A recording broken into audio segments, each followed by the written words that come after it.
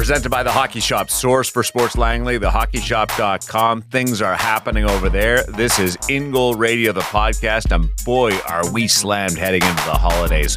Sense Arena feature interview. Matt Tomkins, he's a world traveler, and he is back in North America. He gave it another chance, and he is back in the National Hockey League this year, up and down with the Tampa Bay Lightning with the return of Andrei Vasilevsky, but a really cool story, and you will become a fan of Matt Tomkins. That is a money-back guarantee. That is the most least risky statement that I will make on today's episode. Guaranteed, as we bring in the co-founders of InGoal Radio, the podcast, InGoal Mag, David Hutchison and Kevin Woodley. Woody. Yes? I won't go there right away, but I want you to be aware. I want a full rundown of the Ring of Honor ceremony inducting Roberto Luongo. I'm not going to go there just yet. Just warming him up. Yeah. But I want that to be in the back of your mind. You know what I love? I love that you offered a money-back guarantee on a free podcast. Yeah. I like that. I'm really aggressive with my statements. You know what I mean? Yeah, no, but seriously, it's you talked to Tomkins. Awesome. Oh, hey, dude, I was late for once a month. I go on the PDO cast with Dmitry Filipovich, and I was supposed to be on at around 2:00, and I thought I'd given myself a lot of time to talk to Matt, but the conversation was so good. Like, this is a long one, folks. Strap yourself in. It is amazing. You will not want to stop listening. There's so much in there, but let's just say I was late for Dimitri and the PDO cast, and it's a good thing that it's a pre-recorded episode, because there's no way I was walking away from this interview with Matt. It was awesome. Just his entire story is engaging, and his love for the game is inspiring. It's absolutely wonderful, Hutch. I talk to kids all the time about everybody has a different path in the game. Kids who worry that I wasn't on just the right team as a 10-year-old. I'm not on this team as a 12-year-old. Everybody has a different path. And he was on just the right team at one point. And then coming out of the Alberta Junior Hockey League is not a common path to the National Hockey League for a goaltender. Going over to Sweden, like, there's so many layers to this that make it really, really an interesting story. And he's a super engaging young man as well. So I loved listening to it, and I'm sure everybody else will today. I like that your approach with the kids is to, tell them everybody has a different path. I'd be like, whatever, kid. All roads lead to beer league. That's true. I think I've told the story before about at Eli Wilson's camp where it was Pete Fry who actually went around the room, and he asked the kids, you need to tell me where you want to play one day. What's your big goal? And of course, the one kid comes and he says, I'm going to play for the Montreal Canadiens. The next kid, I'm going to play for the Toronto Maple Leafs. The next kid, I'm going to play in beer league. And it was just an awesome, awesome moment. But hey, we all have a different path, and let's hope that involves everybody loving the game. No, you know where we all end up? Beer league. Whether you're in the NHL or whether you're a junior hockey player, or whether you're just a minor hockey player that just loves the game and you don't go beyond like single A. Hey, I legit we all end up in beer league at some point. And I hope that's really true, because I actually feel bad for some of the guys in the National Hockey League who choose not to put on the skates afterwards. That tells you something about their opportunity to love the game. And that is almost unanimous. Like, damn near every NHL goalie, once they retire, does not put the gear on. But here's what they're in beer league playing defense. Yeah, a lot of them play. Yeah. Oh yeah, Craig Anderson, but Andy went back and played in the Hall of Fame game this year. And that I want to give you... Didn't he suit up for the Sabres recently in practice as well? In practice, that's right. Mm-hmm. And not that I want to go back to it, Darren, and give you the opportunity to get me fired up, but Roberto told Dan Murphy during the intermission panel here during the night he was honored that he's been putting the pads back on again. And so he's got a young son that's playing goal, Gianni. So yeah, he's strapping them on again. And I thought that was pretty cool, because when you think about the reason he stopped playing, it was basically because the body just wouldn't let him go anymore. It was like an hour and a half. I was in Florida late in his career, and to see the amount of work that went in to him being able to even get out for a summer skate, like an hour of preparation to get the body ready to go out for a summer skate so he'd be able to perform and not get hurt. Like, that just became too much. So the fact he he still loves it enough to put the pads back on now that he's retired, I think is just awesome. I think getting ready to skate or doing a workout like yoga would be awesome over at the hockey shop. Source for Sports Langley. Could you imagine Sure hope doing all a yogi? paths lead to the hockey shop for our listeners. Yeah, doing a little yogi over at the skate area at the hockey shop. Just looking around, that would be my zen place. I'm a little nervous about this one, Darren. We don't want to give anybody any ideas. Like poor Cam. Like he's already got enough work to do. They're so busy over there. So now, like we just have like 4 or 5 people roll in, drop their mats in front of the wall of blockers or the wall of gloves, and just start like. You do it before the shop opens. Little pigeon Kevin pose. Woodley leading a dynamic warm-up. Totally. Foam rolling. Well, the problem is there's so much space. That's a good thing. The problem is you'd have to move your mats around to find all the items because they are just packed full of stuff, and a lot of it's on sale right now. Matter of fact, we're going to get to our gear segment in a little bit, but that's on sale right now. It's our American friends have Black Friday. Up here, we used to have Boxing Day, which is kind of Canada's version of Black Friday. And so to get ahead of it, Cam's got some items that are already on sale now. You could even maybe grab them in time to slip them under the tree for a goalie in your life. It's getting a little tight from the shipping standpoint, but if you're quick, you got a chance. So as much as we like to talk about all the new stuff that's coming in, and we've got a bunch of that coming up in the near future, there's still new equipment arriving, some stuff from Brian's. There's a lot of great things on sale right now at the hockey shop. So make sure you check them out, whether it's for a last minute gift or just to save some money heading into the new year. The hockey shop and thehockeyshop.com has got a bunch of stuff on sale.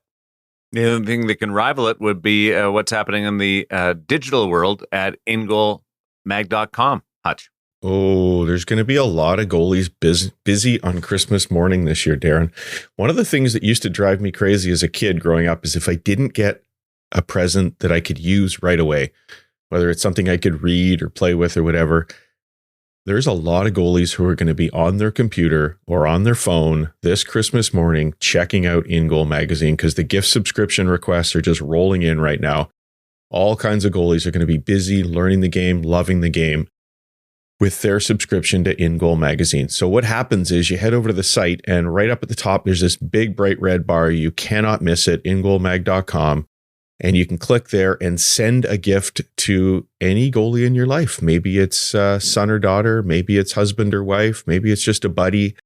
You can send them a gift. You can put in your own custom message, and then Christmas morning or any other day you choose, they'll get a nice little message from you. And if you're the kind of person who really wants them to have something they can open and not just wait for an email to arrive, we've also got some downloadable gift certificates there so you can download them and print them out and stick them in an envelope on the tree, something like that. So many goalies are going to be loving InGoal this Christmas as they flip through those 800 plus articles, 1,000 plus videos. Just an awesome Christmas gift because they can enjoy it right away, guys. And then they can enjoy it tomorrow and the next day and for the next 365 days. So awesome gift for the goalie in your life. And look, let's face it, it's not cheap to buy gifts for goaltenders, but a 1-year subscription to InGoal is under $50, under 40 in your money, Darren. Depends on what day. Might be better.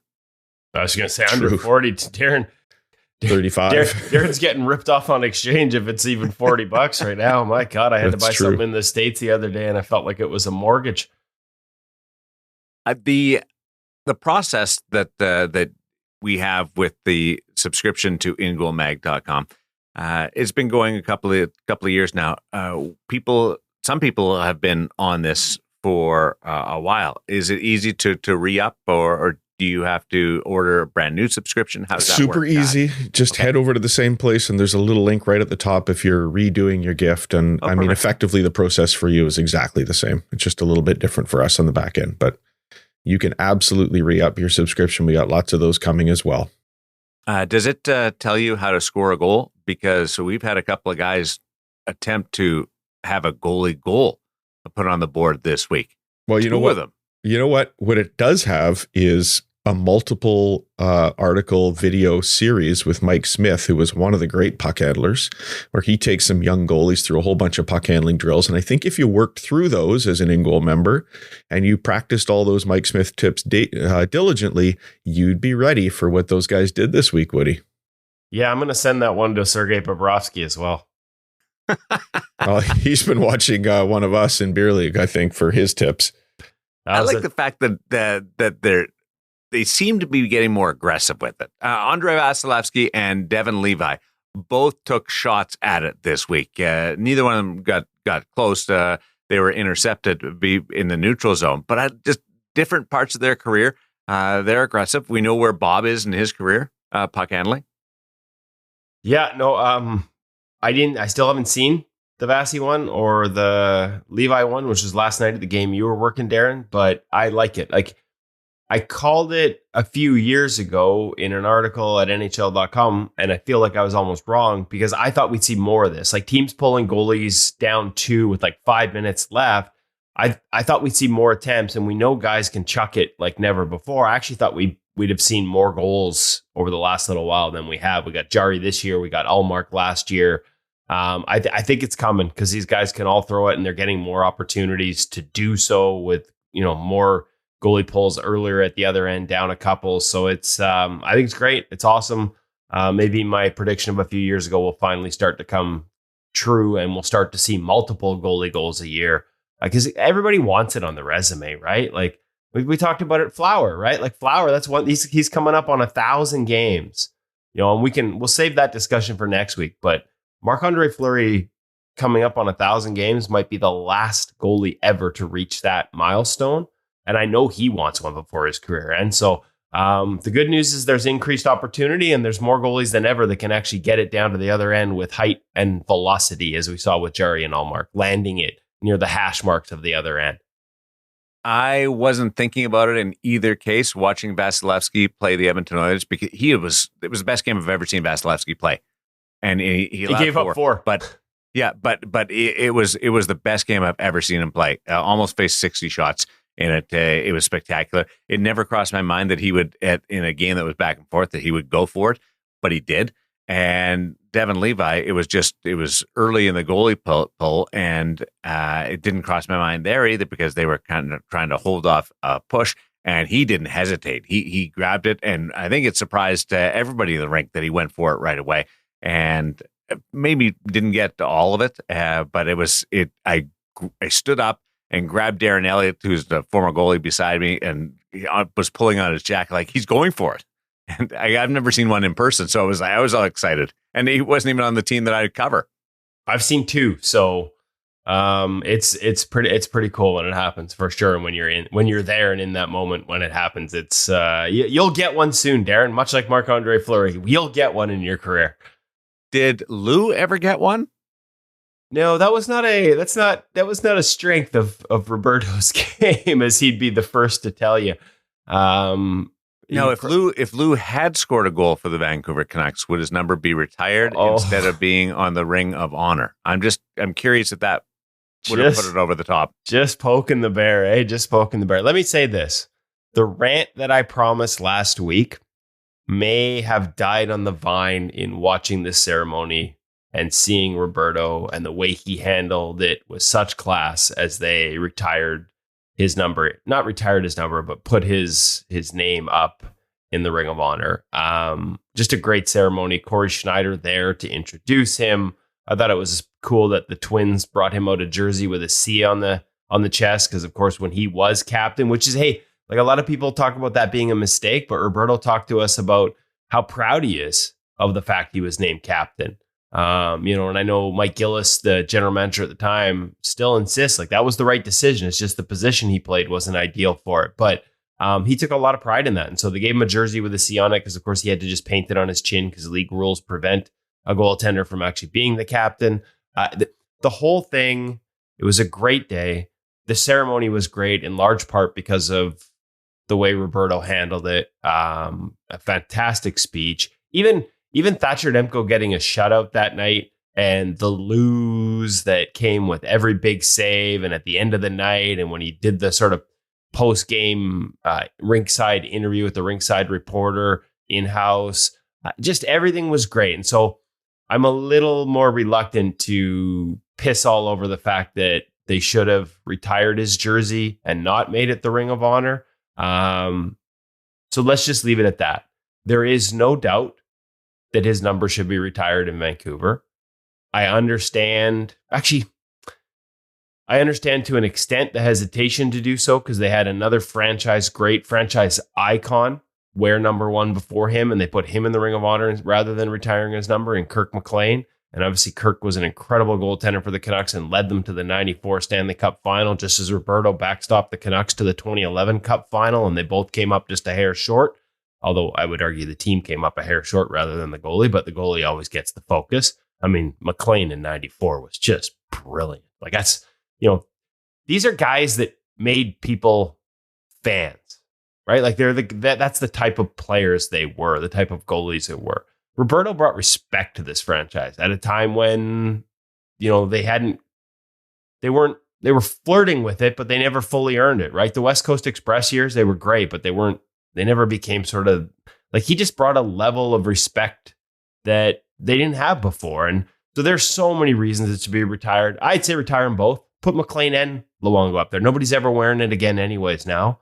But they didn't. I think it shows a little pettiness. I think some of that pettiness probably comes from the highest levels of the franchise, from ownership, based on some of the discussions you hear. Maybe I'm wrong on that. I think we saw the owner send out a tweet about Roberto being one of the greatest Canucks goalies of all time. And on that, come on, give your head a shake. He's the greatest. Like every statistic you want to measure it by, he's the greatest. No, did he win a Vezina? No. You know why? Because A, the general managers vote on it, and they got a few wrong over the years. But B, he played in an era with Waugh, Brodeur, Lundqvist coming up. How many times was he a finalist? So yeah, I'm not ranting as much as I promised because I've calmed down because the ceremony was really good. And Roberto's at peace with it, so why should the rest of us take issue with it? But there's plenty of issue to be taken with it. His numbers should be hanging from the rafters along with the Sedins, beside the Sedins. Hell, this is a franchise that retired Pavel Bure's number. And he asked for a trade. He forced his way out of Vancouver. When Roberto agreed to a trade, it was part of them saying, hey, maybe this would be the best thing. It wasn't him stomping his feet, at least not until our friend John Tortorella sat him out at that. But I'm starting to get going here, so I'm gonna cut it off. Number 1, always Lou. He's great, and that's the most important thing. And he was great with everything that went on, and that's the most important thing. So that's why I should cut this off and not get too carried away. He should be in. Jersey should be retired. He's a first ballot Hall of Famer. That's the respect you pay first ballot Hall of Famers. I think they missed the note on that. But as usual, he struck the right tone and the right note on everything he did while he was here. Yeah, it was a really cool ceremony and a fantastic speech. And I give him credit. No notes up there. And he had things prepared in his head. It wasn't like he freewheeled it, but he didn't have that safety net there. It was a very relaxed, casual, awesome moment. It was, and how cool to have his kids there to introduce him. Yeah. Our dad, Roberto Luongo. The whole night was perfect. They just missed on where they put him in the rink. If you see Woody in and around the Lower Mainland, and you want to bring up this conversation, head over to the hockey shop before you do so and grab a Warrior Ritual F1 Pro mask because they're on sale and it's part of our gear segment today. And that would be the best way to have that discussion with Woody. Put on the bucket and then get him riled up. Make sure he doesn't have a stick in his hand. Yeah. If he's got a stick in his hand, at least your head will be protected. So we're going to get into the Warrior Ritual F2 mask with a quick review. It's an item they've had in store for a while, but we just never got to reviewing it. It was a sort of an update of an earlier version that we did review years ago. That's the Ritual F1 mask, which is still a pro level mask, and they still have some of those. They actually stocked up on them recently, so they have extra, and it's on sale for just $6.99 at the hockey shop and thehockeyshop.com. So as much as we're going to get into the Ritual F2, they've still got the F1, and it's on sale. I am going to leave you with a little tease, however. Roberto Luongo joins us for a gear segment that's coming up in a couple of weeks at the Hockey Shop. Really? Yes. I don't know anything about this. Yeah, it's a top secret thing. So you're going to have to stay tuned. You're going to have to stay tuned for that one. But for now, we're going to have to come to that episode, Darren. Yeah. I don't want to miss that one. Somebody's freezing us out. It's already been filmed. I literally have no idea what he's talking about. It's already been filmed. So now that I got you all excited about the potential for Luongo and how we're going to introduce him into the gear segment next week, let's see if we'll have to see if I talk at all about that as we go over the Ritual F2 mask here. But also, don't forget, Ritual F1 on sale at the Hockey Shop, thehockeyshop.com for just $6.99. Cam's going to talk about it at the end of this segment as we review the new Ritual F2 mask.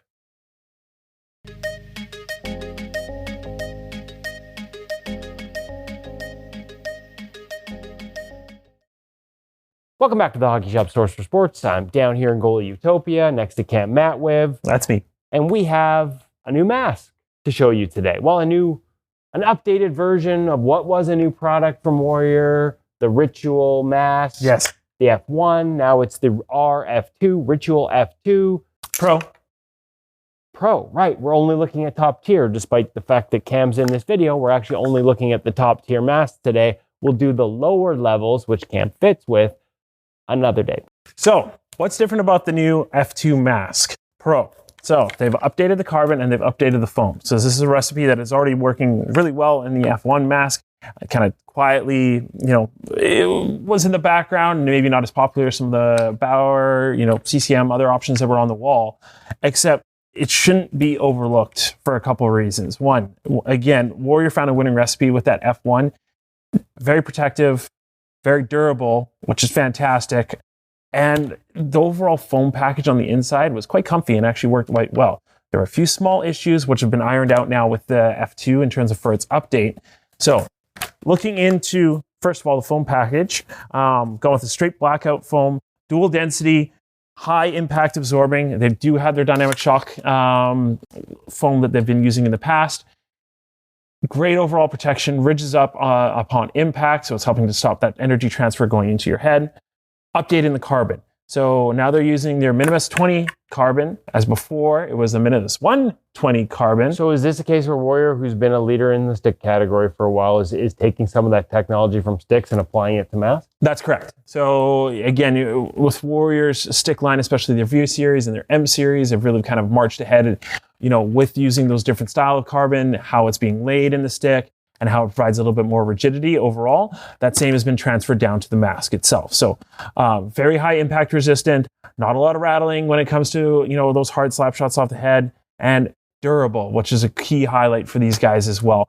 Sometimes in carbon fiber mask, you make something so rigid that splintering happens because it's so rigid and that vibration has nowhere to go and separates the layers. Not something we've seen in these masks, that's for sure. So feedback's been really good in the RF1. You've brought in the RF2 with the improvements. The pro level mask, like this is a mask that will stand up at the highest levels from a protection standpoint? Correct. And if I'm playing junior hockey, something like that, I'm still safe in this. Yes, or if you're playing plus 50 beer league hockey as you are, you will still be safe. Look, I aged 10 years in the span of this segment, from plus 40 to plus 50. The chirps are just so good, Cam. I noticed a little layer of sort of like rubber in between the bottom of the cage and the mask. That's just designed to sort of make sure that it's also around the top. That's just designed to sort of make sure if the cage absorbs into the mask. So let's face it, as a goalie, you're going to get hit in the face. Usually by your teammates in warm-up at 50 plus or 40 plus. So that rubber tubing is, again, to help stop with that chipping of that paint coming off when you do get those impacts. That's something that other mask brands have adopted too as well. And definitely a good feature to call out. Okay, so there is actually one more feature on this mask that is, we've been done a lot of Source for Sports and Hockey Shop exclusives. This is a Warrior exclusive in the industry. Yes. This, as far as I know, and Darren Millard, our host, is going to love this. As far as I know, this is the only mask, and does come with this beautiful little bag too, but the only mask in the industry that comes stock with its own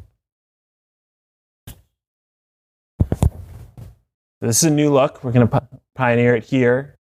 You saw it first. I've never felt safer. You've never looked better. I mean, that's a pretty low bar.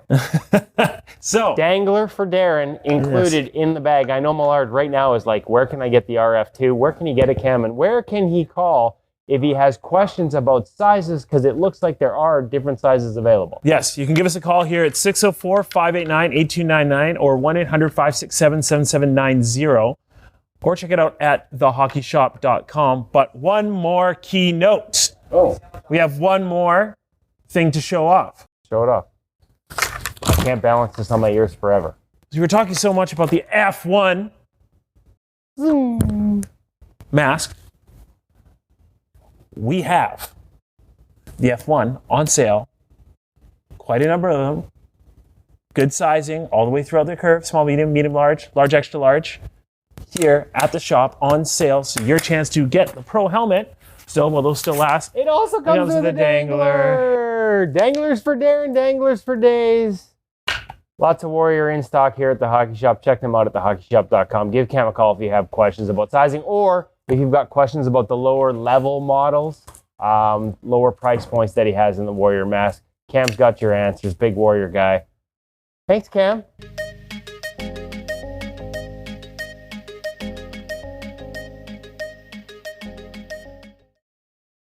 One ad. Just I know you guys are going, but Woody's still here. Cam had to get back to work.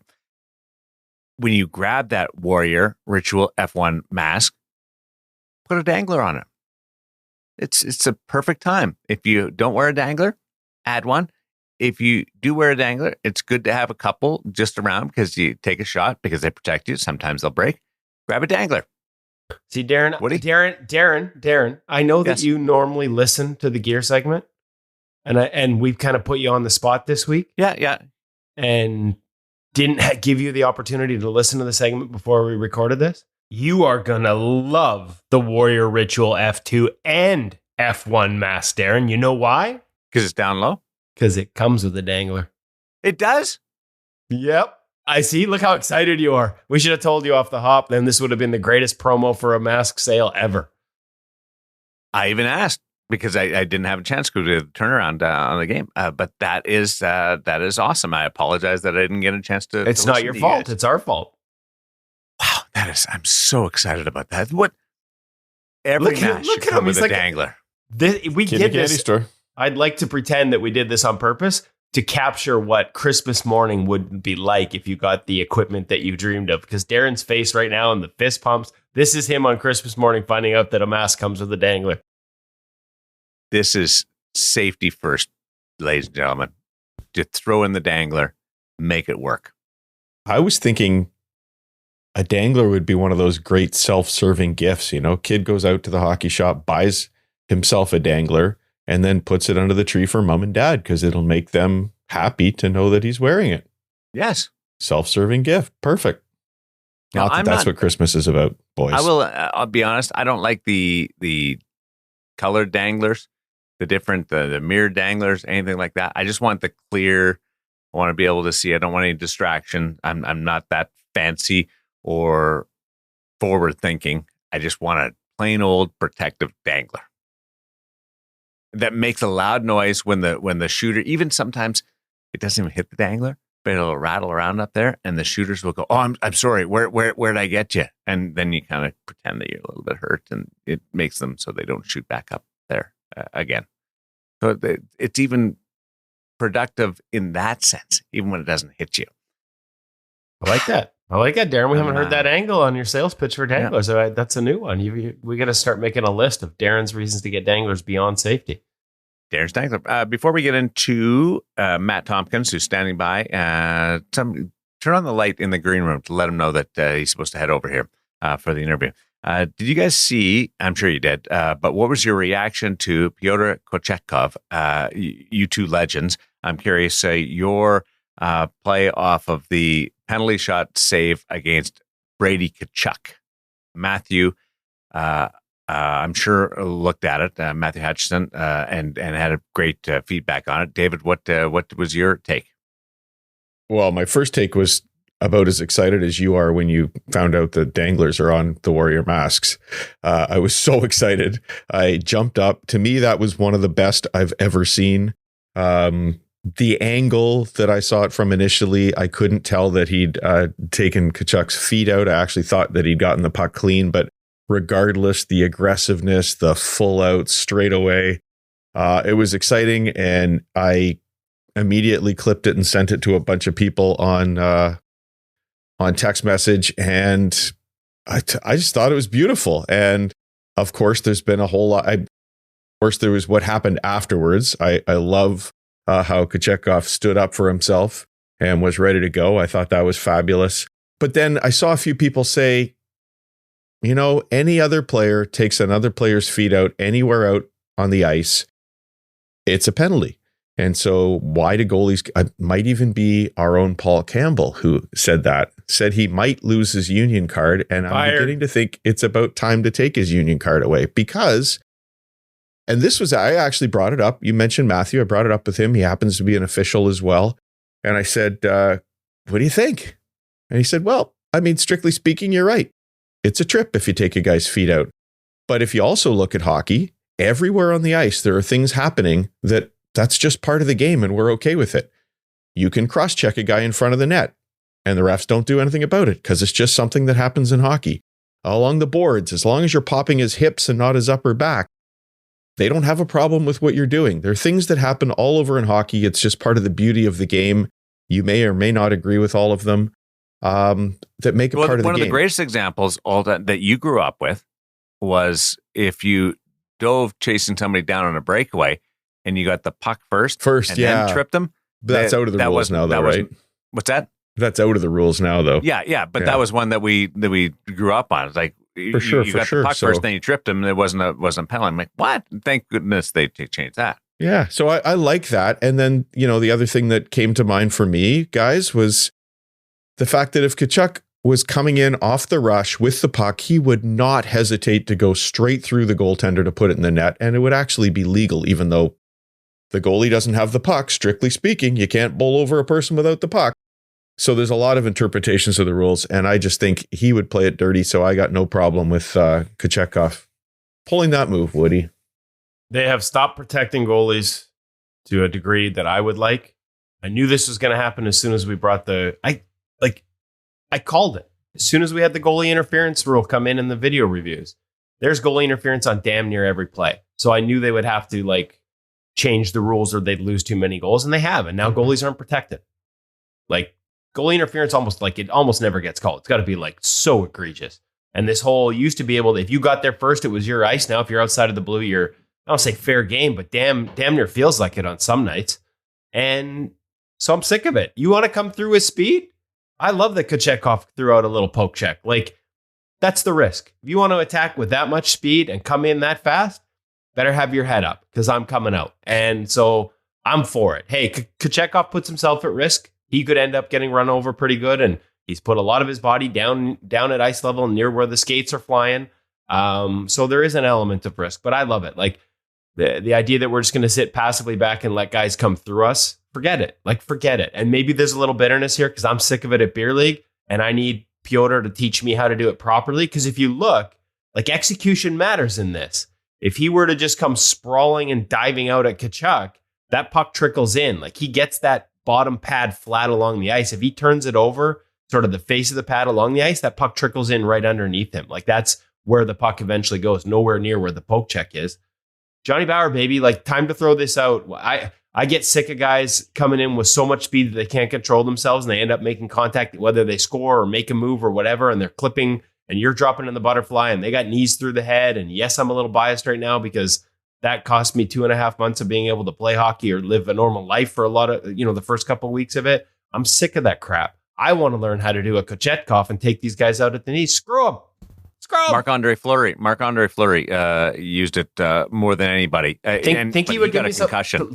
Yeah, think he got banged up with it. Yeah, see, that is the risk. You're putting your head down there near ice level where skates and knees and things are flying. So I think I need Kochetkov to see, he was so far out with his reach and where he clipped them with the stick. At least it's safe that way. So Flower, Piotr, I'm open for lessons if we can set it up this summer. Teach me how to protect myself on the ice and take other guys out, because I'm sick of sitting back and goalies being the victims on these things. I love the aggression. I would not have been surprised if they granted a redo on that penalty shot because he didn't touch the puck, because he tripped Kachuk. Like if you're in a shootout scenario, I could see them saying go back out, and wouldn't that be interesting? Well, hey, listen, we're getting the benefit of the doubt on the shootouts now too, with the second touch, and that's Second the other touch. thing. The one on Joseph Wall clearly was a second touch, like off the pad and back off the stick. But was it Tristan Jarry the other night where his poke check got a piece of it, and then the puck went? Well, I don't know what it was Jarry, but I remember the play that you're talking about. I think it was on Zuccarello where the goalie got a piece of it with the poke check, but the puck kept going the direction the player was trying to pull it, and he tapped it in on the other side into an empty net, and they called that back because the goalie had gotten a piece of it. Is that correct, Darren? No, it's because there wasn't a shot attempt, is my understanding. So the reason you can't have like a double touch is you've already made the shot. Now you can't score on a rebound. Whereas in theory on the one this week was he didn't actually take a shot. So the fact that it bounced off the goalie and he then got to take a shot is fine. And that puck counted. That would count. Okay, so I got it wrong. So if it hadn't counted, I would have been like, every goalie's just going to be trying to throw something out to get a piece of it, right? Like, fair game. Yeah. Listen, I should be careful on the rant because I'm obviously biased because I've gotten run a few times at a stupid level of hockey. All roads lead to beer league, as we started this whole episode with. But you do have to be careful, as Darren said. Like, Flowers gotten a concussion off it. You are throwing yourself out into a dangerous area. I just think that if you want to take that risk, you should be allowed to. Our feature interview brought to you by Sense Arena VR, NHL Sense Arena, is Matt Tomkins this week. And Sense Arena is certainly the choice for goaltenders who want to, at least without ice time, take their game to another level. Woody, you've done some pretty good research into this. Yeah, I know. NHL Sense Arena rebranded as NHL Sense Arena from Sense Arena back on November 1st.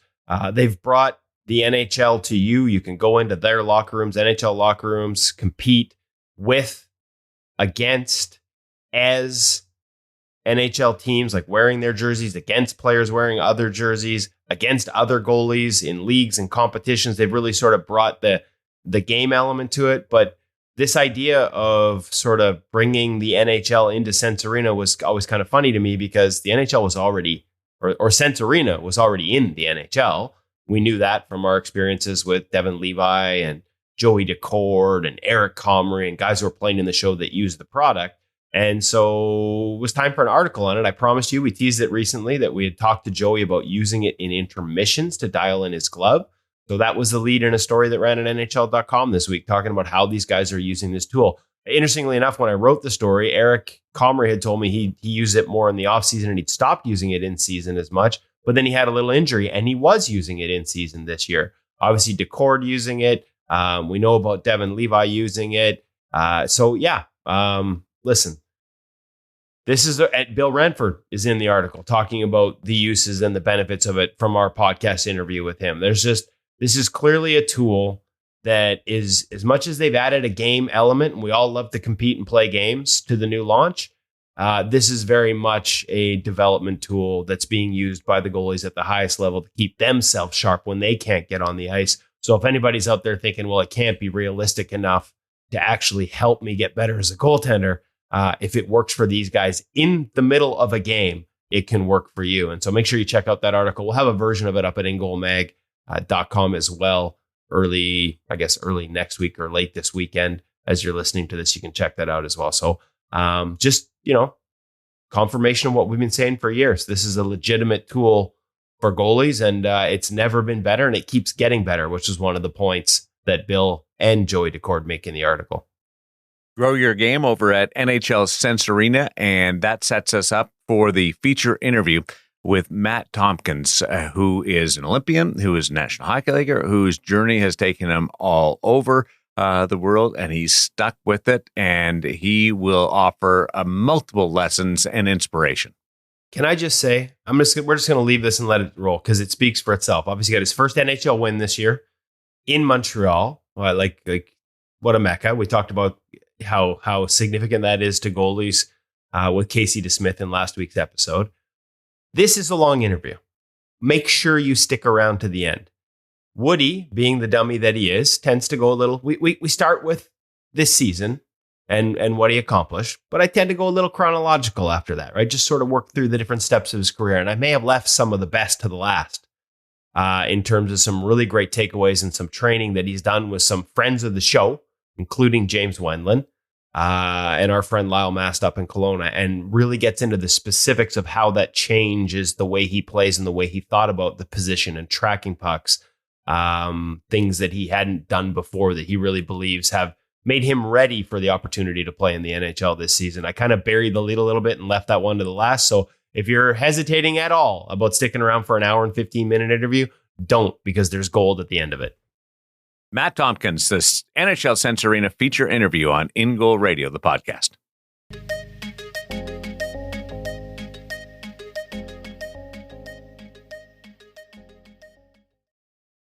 Really excited to welcome to the InGoal Radio podcast, first-time guest, a guy that we actually had hoped to catch up with up in the interior British Columbia this summer, but just missed him, in part because of the fires that happened there later on in the summer. Matt Tomkins. And since we missed you, a lot has happened. There is so much, Matt, that I want to ask you about in terms of your path, but let's start with most recently. Start the season with the Tampa Bay Lightning after signing with them in the offseason. Get your first start in the National Hockey League and your first win. What have the last couple of months been like for you?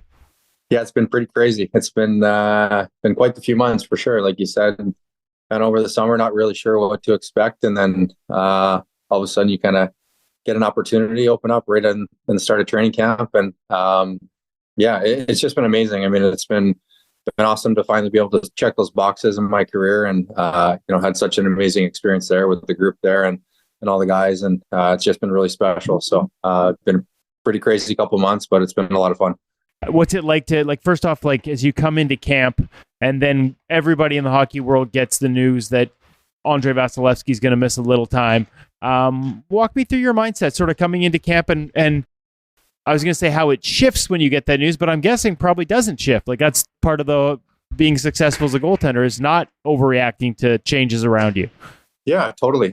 Two sides to that. Obviously, you don't want to change your perspective and the process, but naturally, of course, we're all humans, and that takes over to an extent as well. So kind of just backing it up, obviously, coming into camp, wasn't really sure what to expect, to be honest. I mean, obviously 2 years removed from being in North America. And then even at that, we had the COVID season before that, and, a couple different experiences with, training camps in those regards, but was just really excited. I mean, there was a great opportunity to come back to North America and get in the mix again. And it was something I really missed while I was over there in Europe. So I was so excited that something came up with the Lightning and had the chance to come back. And then, coming back, that was the intention of, hey, I want to give myself the best opportunity to play in the NHL. And it happened a lot quicker than I anticipated, for sure. But yeah, I mean, it was certainly exciting, nerve-wracking, all those things. When you hear the news about Vazzy and your mind starts to race a little bit, and what's going to happen, are they going to look to do a trade? Are they going to watch the waiver wire? What's going on? So of course those thoughts took over pretty early on.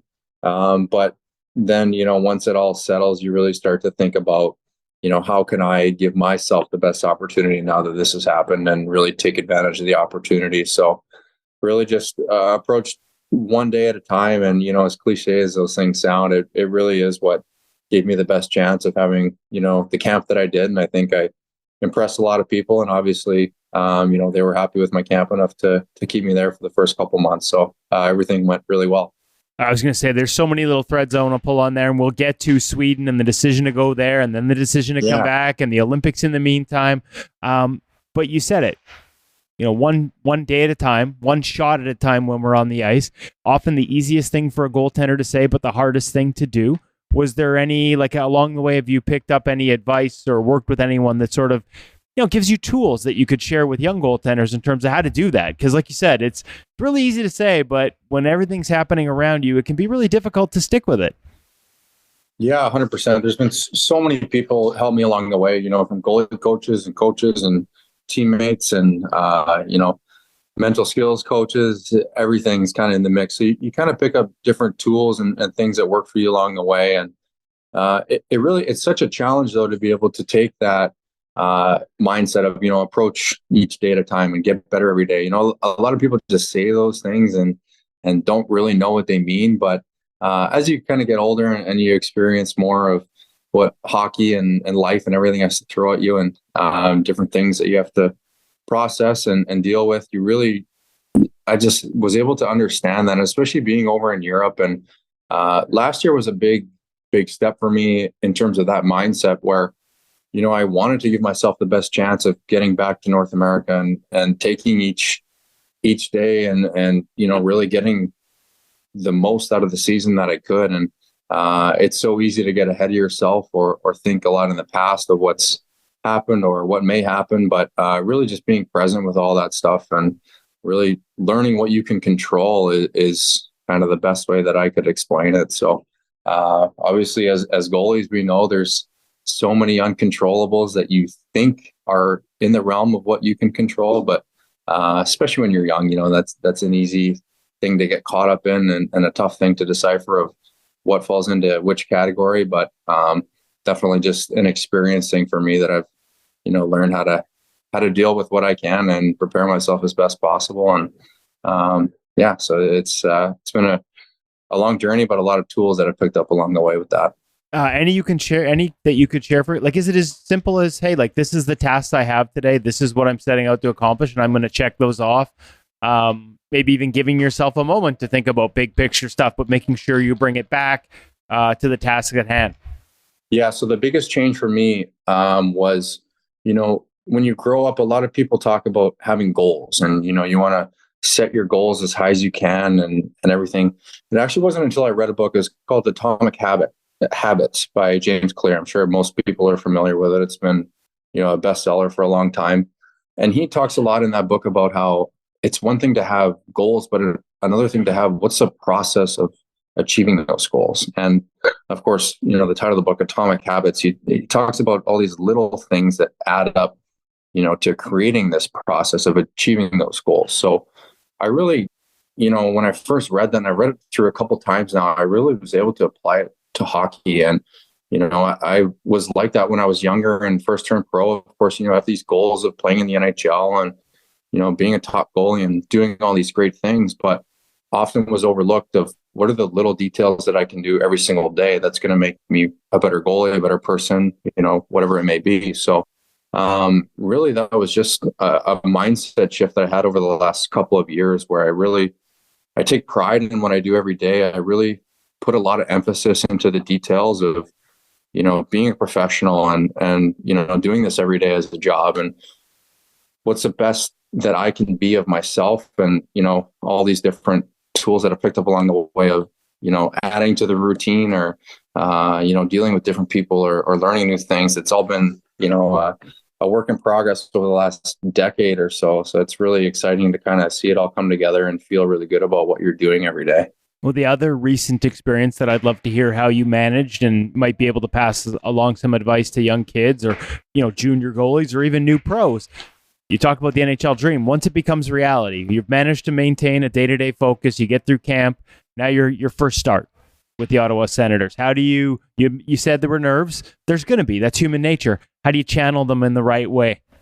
Yeah, again, for me, it all just kind of came back to process. And I think a younger version of myself would have thought that the entire game was in my control and I could dictate the outcome with the right mindset or the right approach. But I think at this point in my career, I understood that, hey, I do my thing. Like I trust my game. I've, gotten to this point by doing exactly that. So now that I'm here, nothing needs to change. So I actually really enjoyed, of course, being in the NHL was a dream come true, but I really enjoyed like having those challenges and opportunities of getting to play games and, practice with the best in the world. And I think, again, where maybe a lot of younger goalies or even a younger version of myself would be, you just get so nervous and overwhelmed and anxious about these different situations that, really, if you break it down, nothing changes as far as what you've done to get to those points. And so I really I had a lot more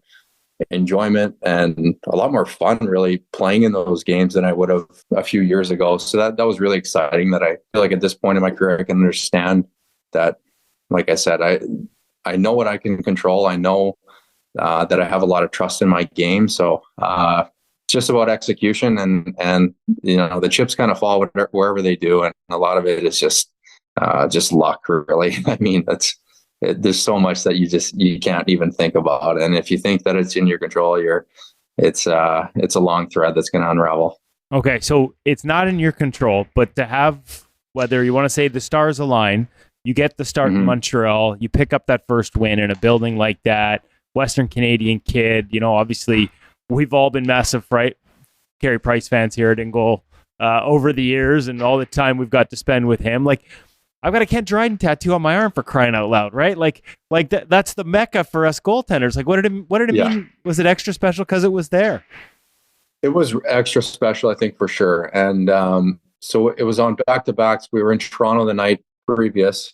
So it was an optional in the morning. I think it was me and Jonas and maybe 2 or 3 players that were out there. So I really had the opportunity to skate around and, look at the building. It's the first time I had ever been in the building, and obviously the history of it and the organization. So I had the time to really take it all in. And again, like, all kind of coming back to, I just enjoyed the whole process. I loved, the chance of playing each game and the opportunity. And it was just a lot of fun to me. So I was able to, take the time and be present and take those things in and look up in the rafters and see the names. And, so that was all really enjoyable. And then, of course, just being able to start there in the first place was amazing. And, experience the anthem and the intros and all that comes with it. And of course, puck drop comes, you're focused, you're dialed in, and you do your thing. And then obviously to get the first win there, it was extra special. And a night I'll never forget, for sure. What were the emotions like after? Like, just to have checked that box, like you said, the NHL dream, to have a win in your name, something nobody will ever take away from you. As much as I know the goal is to still get back there and play more, like, to have that checked off, like, there's got to be some emotion to that moment. Big time emotion, for sure. And of course, after the game, you kind of get wrapped up in all the just kind of the post game of a win. I mean, we all know what it is. It's a lot of fun, and you kind of get caught up in it. And then, the media and all that stuff too. And then there's us. Yeah, you got to deal with us. And you got to catch the bus back to the hotel, the whole thing. So it wasn't until, I would say, maybe an hour or 2 after that it really kind of hit me. Once, all the adrenaline of the game had worn off and you're really kind of soaking it all in. So that was special. I mean, obviously, family, friends, everyone reaching out, and had been following along, of course, the whole journey. But then to finally be able to get the win and have it be a special one like that was so cool. So definitely lasted a few days, and I really took that all in, for sure. But just an amazing night, for sure. Okay, so a big part of that story is obviously the 12 or 11 years between getting drafted by Chicago in 2012 and getting the win. And I want to get into that path and all the different routes it took. But before we go to that, I want to go back to Vasi, because as much as, a lot of the focus became about him getting hurt and the opportunity it presented, you did have an opportunity to be around him in camp. And, I only get him through town once a year. And I was lucky yesterday they practiced, and I just watched them. I just watched them the whole time.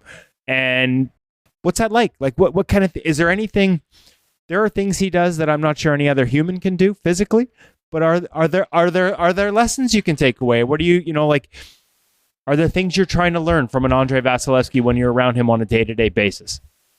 I was trying to soak up as much as I could, every chance that I could. And that started, I got to town early. I came a couple weeks before training camp just to, be around the guys and get settled in and all that. And just even watching him prepare just for a summer skate was crazy to me. You watch the preparation and the intensity of what he was doing off the ice. And then, of course, the execution on the ice is second to nobody. So that was amazing, just to watch from afar as just interested in goalie stuff and what does the best in the world do. So I didn't see too much though throughout training camp, and then of course with the injury, and he was separated from the group a lot. What I really noticed a lot and was able to take the most in was when he started getting back on the ice a few weeks before, he returned to play. So I'll never forget like the first time skating with him and watching him like execute simple goalie drills. A lot of things that we kind of take for granted as far as, just being really simple and oftentimes you do them more as like a warm-up drill sort of thing. And you're watching him do it and he's just like the execution and the precision is just incredible to watch. And then, of course, I got to watch slowly the transition of him just come back skating and then start taking some shots and then, to watch him in a full-on practice. So it was like watching that process and his attention to detail was just invaluable to me. I mean, I learned so much from him in the couple of weeks that I was able to watch. Any like example of something you hadn't thought of or the way he does it compared to anyone else? And it's interesting because I do think that, and this goes back to Carey. Like I remember, years ago asking Carey about the foundations of his game, and it goes back to crease movement, right? And, a lot of kids especially, like they want drills and shots coming from everywhere and goalie coaches running complex drills, but it really does come back to how we move in the crease. And it's, even watching Vasi yesterday, so much of his work was just simple crease movement to spots and then take a shot. Yeah, so I couldn't have said it better. That was the thing that struck me the most was his footwork and just the precision of, if a guy was changing the angle, he was moving each, centimeter that the puck was moving and he was following, and it was so precise. And you would see that the foundation he lays from doing that allows him to execute the saves so effortlessly.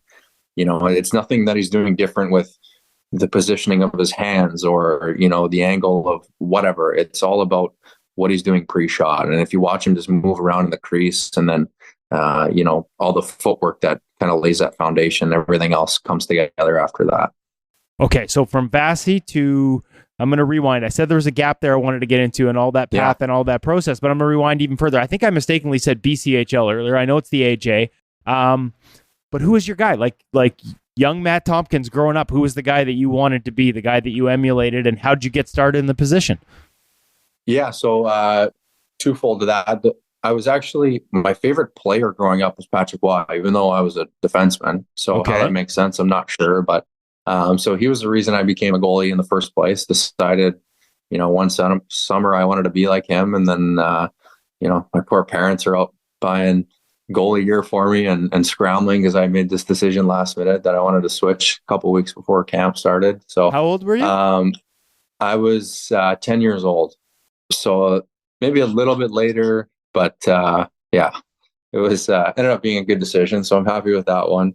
But then growing up was Carey Price. So again, tying it back to the first win in Montreal kind of makes it extra special with that, with watching a lot of games with Carey playing there, and obviously with Patrick being a big part of that organization. So really cool to see it kind of come around like that. Okay, so from a last minute decision, what led to the decision? How did you hey, mom, dad, I want to be a goalie? You know what? I have no idea, honestly.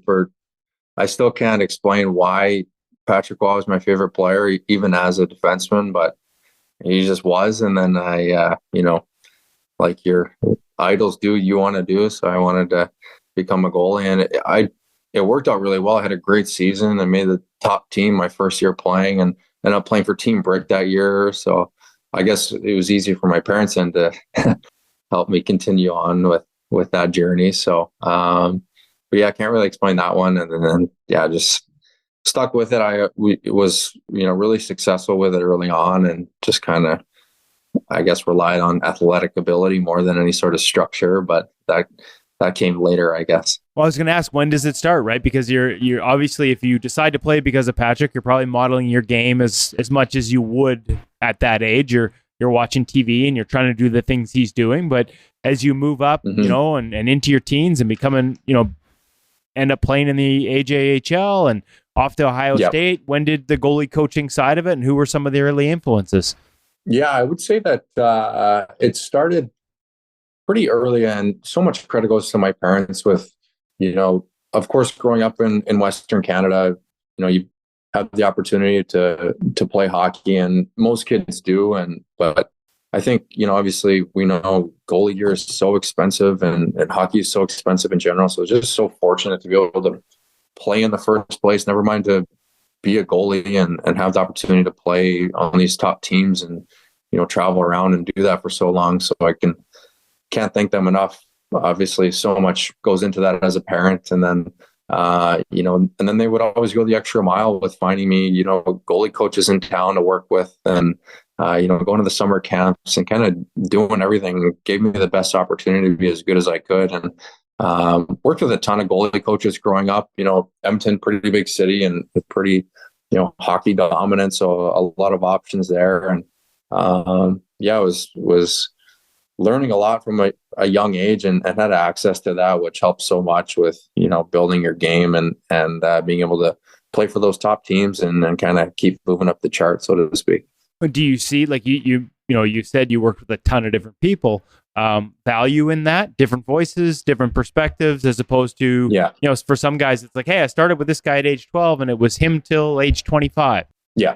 And I'm sure there's pros and cons to both. I can only speak for having multiple voices and different coaches. And I thought it was great, especially I think when you get older, you start to understand that a lot of the points overlap. They just maybe use different language or explain it differently or, even demonstrate it differently sometimes, but they're trying to show the same point. So once you kind of, you've been able to hear those different voices and understand the point, then you can hear the same thing from 100 different guys and get the same message. So that's something that you can't really teach maybe as a parent or a goalie partner or whatever it may be. That's just something that comes with age and experience. But I personally really benefited from having a lot of different voices and perspectives and still do. I mean, I've played for different teams for the last 4 or 5 years. So a lot of different goalie coaches and a couple extra, national teams sprinkled in there too. So a lot of different voices, but again, at a certain point, especially at the pro level, the game is the game. And a lot of it after that is just management of the ups and downs of the season and a lot of fine tuning and basic work. So 2012, after first year in the AJ, Sherwood Park Crusaders, if I'm not mistaken, there we go. Had that right. Sherwood Park, home to a number of great goaltenders as well. Some guy named Carter Hart we know pretty well too. What you get drafted before you go to Ohio State. You get drafted in 2012. What do you remember that experience? Is that something you expected, or because I'm trying to remember, like 2012, I'm thinking there's not a ton of kids getting drafted out of the AJ. Yeah. So it was. I would say I was expected to be drafted. It was kind of a coin flip. So I had gone to the NHL Combine. I just barely made the cut. I think they took the top 10 ranked goalies. I was number 10, so I got the invite there, and by no means had a lot of meetings. I think a handful. A lot of teams weren't necessarily jumping out of their chairs excited to meet me or anything. So I didn't know what to expect. Of course, around your peers at the Combine, your guys have 28 meetings or 24 meetings or whatever. So, you have 4 or 5, you're not feeling so good about your chances anymore, but wasn't really sure what to expect. Of course, I wanted to be drafted. I mean, who doesn't? But there was no watch party or anything like that. I was just kind of casually watching day 2 of the draft in the morning, and then saw my name pop up really late, but it came up nonetheless. So that was really exciting. You saw it before you got a call? So that's how you found out, just basically watching TV? Pretty funny story actually with that. So Chicago was one of the teams I had spoke with at the Combine, and kept in touch with them throughout the season, with Mike Donaghy in particular. And so I actually saw his number pop up on my phone, but the way that they had the draft coverage in the later rounds is they would only show the picks every 5 or 10 or so. And then they had the panel or, maybe cut to commercial or something like that. So I had seen a guy, Brandon Whitney, get taken at 191. And then my phone rings from Mike Donaghy. And he says, hey, did you see who we just picked? I'm like, yeah, picked Brandon Whitney. Why are you calling me? And he's like, no, we took you at 199. And then sure enough, a couple seconds later, it popped up on the TV. So that was pretty funny, pretty embarrassing, honestly. But yeah, super exciting. And then after that, I mean, it was just all a blur with, the excitement of that and the rush and the thrill and the opportunity, and then getting to the development camp and all that. So that was great. Okay. So had you already committed to Ohio State, or did that come the year after? No, I had already committed, I think, in the spring of that year, kind of toward maybe after my season in the AJ. And then, of course, the draft in the early summer there. So that was always the plan, to go to Ohio State. What was that experience like for you? 4 years of college, and I don't know if there's a degree involved. What did you take in school? What was the? Yeah, I got my degree. So that was first and foremost. Obviously, there's life after hockey, and my parents were so great with that, where, understanding that the WHL was a big sell, of course, Western Canada naturally. And I was never drafted into the WHL, but when I started playing in the AJ, I think teams can pick up your rights just arbitrarily. So I think that happened a few times. And, I said I wasn't interested in that just yet, maybe in the future. I'd gone to camp with the Vancouver Giants, and of course the lure of that brings you in with the big rink and the free gear and all of the shiny lights. And so I really wanted to do that. But again, so fortunate with my parents. They had, seen me go to camp there, and they had said, hey, you just experienced the best of, Canadian Hockey League and the WHL. Let us show you the best of what college would have to offer. And so my dad he flew me down to Boston, and I was able to tour BU and see BC and walk around Harvard and see all that. And I actually went to a BU BC game, and after that I said I'm going to college for sure. So that was an easy decision for me after seeing it. And again, just so fortunate with being able to do that in the first place and have that exposure. So after that was my mindset. I want to go to college, and then had a few different options with that. And Ohio State just was the best experience for me when I flew down and saw the campus and the hockey program. And, Columbus is an amazing city. So that was an easy choice for me. And I really, really enjoyed my time there. I love that story. I love that. Because, I mean, at that age, it's got to be, like you said, to see what it looks like to be in Vancouver with the Giants, one of the top franchises in the dub. That's got to be tempting to just jump in with both feet. But it's so tempting, especially you're 16 years old and, sign here or play this game, and, here's some free gear and some sticks and some swag you can wear back home if you don't, you know what I mean? It's every kid would be excited. Say no to that. And I don't blame the parents either for wanting to have that experience for their kids.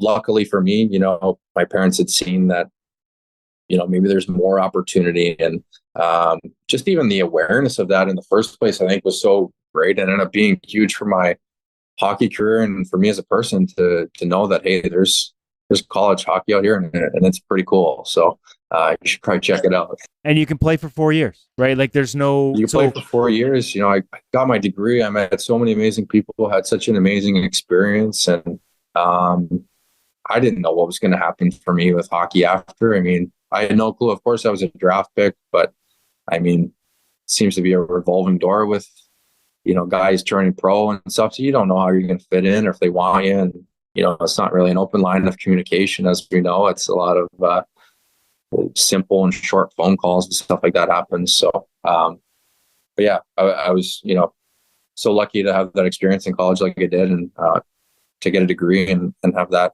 in my back pocket is amazing as well. How'd your game evolve? I mean, your 4 years in university, the one thing we hear about playing in college is, weekend games, a lot of time during the week to not only school, which is college athletes in college. It's impressive to me how you balance it all, but a lot of working out, a lot of taking care of yourself physically, and a lot of time to work on your game. How'd you evolve? Yeah. So the biggest thing for me with going the college route was time. I mean, it's probably no secret to anyone now, that knows my story, pretty late bloomer, and, kind of came into my game a lot later than a lot of other guys. And, that was the biggest benefit of going to Ohio State was I got that 4 years, like you said. I actually got 5 because I got a bonus year that I stayed back one more year in junior A as well. So I didn't go right out of high school. I had that extra year, which again kind of all ties in. But that's the challenge again too with being a goalie in the WHL. If you're not a top guy at all of a sudden 19, 20, you can be done, which would have been exactly the case for me had I not gone to college. So yeah, I had the benefit of time, and college hockey as a goalie can be challenging. There was me and Christian Fry, who was the same class as me. So we both came in as freshmen. And of course, with 30, maybe 35 games a year and 2 guys that can play, all of a sudden 15, 20 games a year is all you're going to get. So that was challenging. Of course, you want to play every game, and when you're not playing so much, it's can be frustrating, and you always want more, of course. But I learned so much about myself as a person and how to deal with situations like that when I came out of college and kind of had that in my back pocket. Coming into pro, of course, has its own set of challenges, but I felt like I'd gone through a lot of similar situations with dealing with that in college. So I felt a lot more prepared and able to handle them a lot better. Okay, transition me to pro then. What's the biggest jump? Because we've had, I know, like I've had guys, and we talked about Carter Hart and Sherwood Park, like that. A lot of guys over the years have said the jump from junior to pro, in whether it's the ECHL, the American League, whatever, is harder than eventually the jump from the AHL to the NHL. Like your first year of pro can be a real shock. What do you remember of it, and what are some of the things you had to get used to the most? Yeah, that's 100% accurate. You learn really quickly that you're in a business and it's about results. And of course, there's varying degrees to that. And, different guys have, as goalies, you have a leash, really. I mean, if you're a high prospect, you got a pretty long leash. If you're not a prospect, pretty short leash. So you kind of learn the ins and outs of that and the business side. And really just, you learn very quickly how to conduct yourself and what you have to do to make the most out of your development and your experience and your performance, really. Because I mean, in junior and college is the same. There's a lot of babysitting going on, eat this, go to bed at this time, do this, don't do that. And you turn pro, a lot of it just kind of falls onto your lap, and it's up to you to make the right decisions. So you learn pretty quickly about, the right things to do, the wrong things to do. And a lot of that can really come down to luck too, with the group you're thrust into and who your veterans are and the leaders are. I was lucky with, coming into Indy in the ECHL and then Rockford in the American League. I had, such great goalie coaches and veteran leaders and guys to look up to and see what they do. And, but yeah, that's the biggest change, is a lot falls on your plate, and you have to learn pretty quickly, like sink or swim.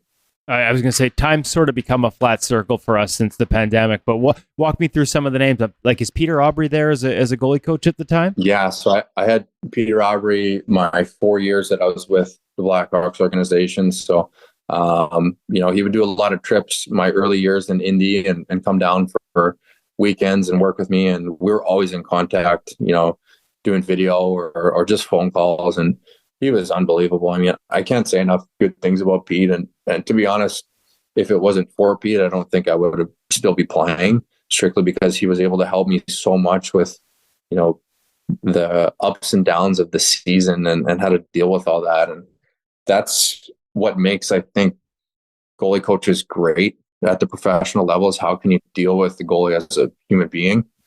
And that's what Pete's greatest attribute is, of course, every goalie gets there because they have a certain skill set and they know how to use it. And there's a lot of fine tuning, don't get me wrong, but a lot of guys can't deal with the ups and downs of a pro season, and they kind of get chewed up and spit out if things don't go their way. So that's where Pete really stepped in and was unbelievable to my development, was just so much of the off-ice stuff. So one of my great friends, we still keep in touch so much to this day. And he was a massive, massive part of my success early on and for me to continue developing and still be playing, really.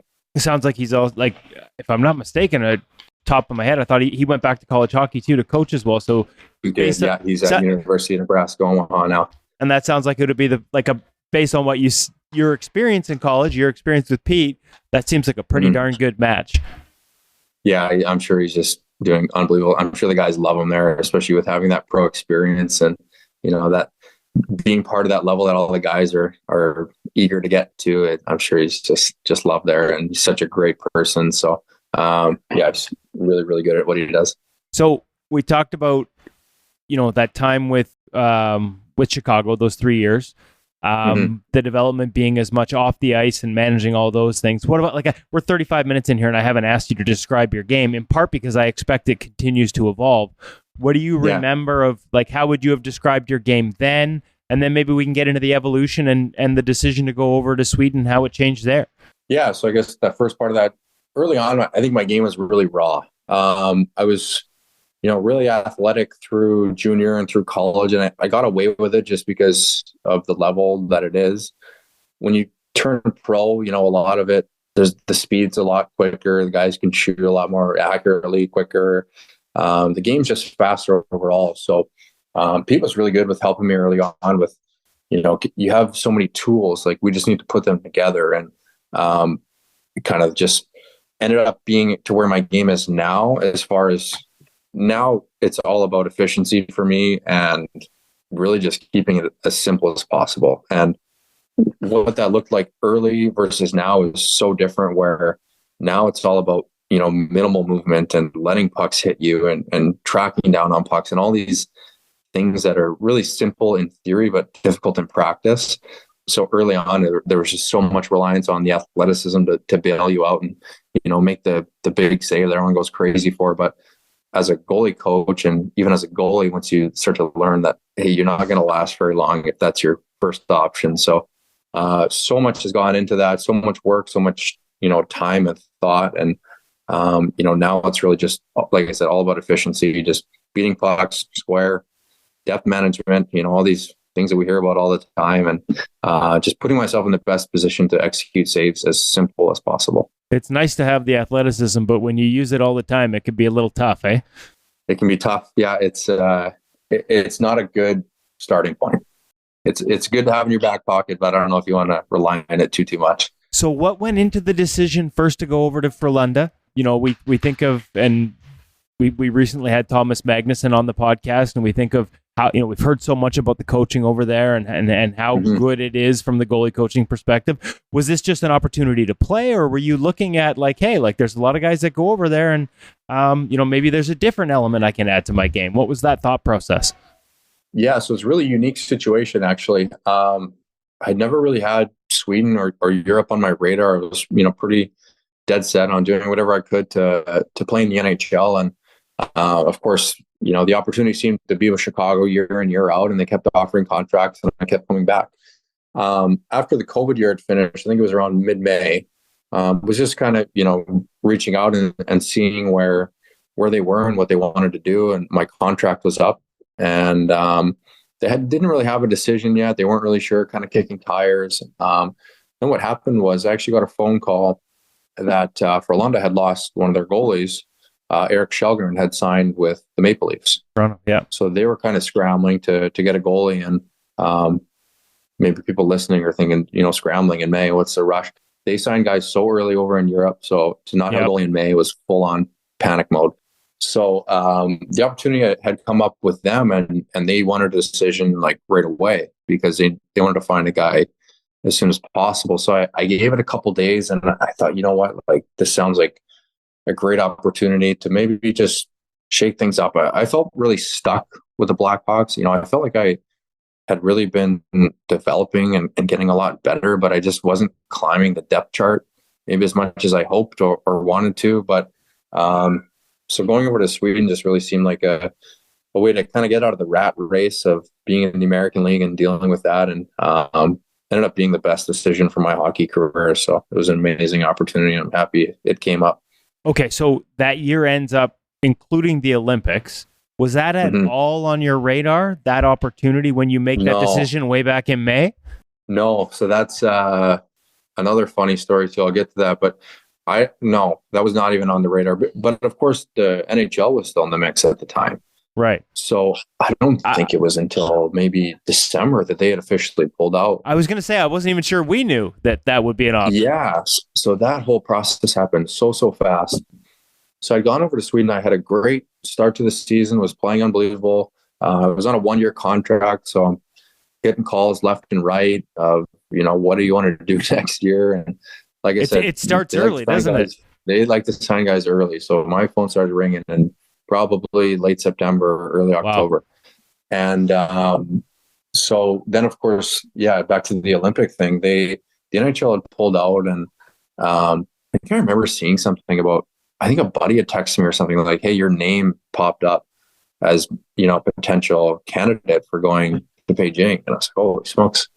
Yeah, I guess, like, who else would there be over in Europe? So kind of always thought that would take care of itself. A couple of friends of mine, I had come to find out, were on this like short list that Hockey Canada had put together.